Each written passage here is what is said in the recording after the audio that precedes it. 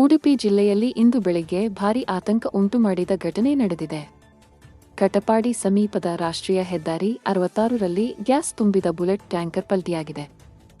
ಮಂಗಳೂರಿನಿಂದ ಉಡುಪಿ ಕಡೆಗೆ ಸಾಗುತ್ತಿದ್ದ tanker Katapadi junction ಬಳಿ ರಸ್ತೆ ಡೈವರ್ಷನ್ ತಿರುವಿನಲ್ಲಿ ವೇಗದಿಂದ ಬಂದ ಪರಿಣಾಮ ಚಾಲಕ ಒಮ್ಮೆಲೆ ತಿರುಗಿಸಿದಾಗ ಪಲ್ಟಿಯಾಗಿದೆ ಎಂದು ತಿಳಿದು ಬಂದಿದೆ. ಘಟನೆ ಬಳಿಕ ಸ್ಥಳದಲ್ಲಿ ಕೆಲಕಾಲ ಆತಂಕದ ವಾತಾವರಣ ನಿರ್ಮಾಣವಾಯಿತು. ತಕ್ಷಣ ಸ್ಥಳಕ್ಕೆ ಆಗಮಿಸಿದ ಉಡುಪಿ ಅಗ್ನಿಶಾಮಕ ದಳದ 3 ವಾಹನಗಳು ನಿರಂತರವಾಗಿ ಟ್ಯಾಂಕರ್ ಮೇಲೆ ನೀರು ಹಾಯಿಸುವ ಮೂಲಕ ಪರಿಸ್ಥಿತಿಯನ್ನು ನಿಯಂತ್ರಣದಲ್ಲಿಟ್ಟಿವೆ. ತಜ್ಞರು ಸ್ಥಳಕ್ಕೆ ಆಗಮಿಸಿ ಟ್ಯಾಂಕರ್ನಲ್ಲಿರುವ ಗ್ಯಾಸ್ ಅನ್ನು ಬೇರೆ ಟ್ಯಾಂಕರ್ಗೆ ಸ್ಥಳಾಂತರಿಸುವ ಕಾರ್ಯ ನಡೆಸಲಿದ್ದಾರೆ ಎಂದು ತಿಳಿದು ಬಂದಿದೆ. ಘಟನೆ ಹಿನ್ನೆಲೆ ಸುಮಾರು 1 ಗಂಟೆ ಕಾಲ ರಸ್ತೆ ಸಂಚಾರದಲ್ಲಿ ವ್ಯತ್ಯಯ ಉಂಟಾಯಿತು.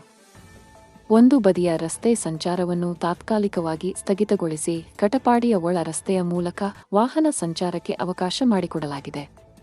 ಹೆಚ್ಚಿನ ಮಾಹಿತಿ ನಿರೀಕ್ಷಿಸಲಾಗಿದೆ. ಇಂತಹ ಇನ್ನಷ್ಟು ತಾಜಾ ಸುದ್ದಿಗಳಿಗೆ ಸಿಹಿಮೊಗ್ಗೆ ಸುದ್ದಿ ಯೂಟ್ಯೂಬ್ ಹಾಗೂ ಇನ್ಸ್ಟಾಗ್ರಾಂ ಪೇಜ್ ಅನ್ನು ಫಾಲೋ ಮಾಡಿ.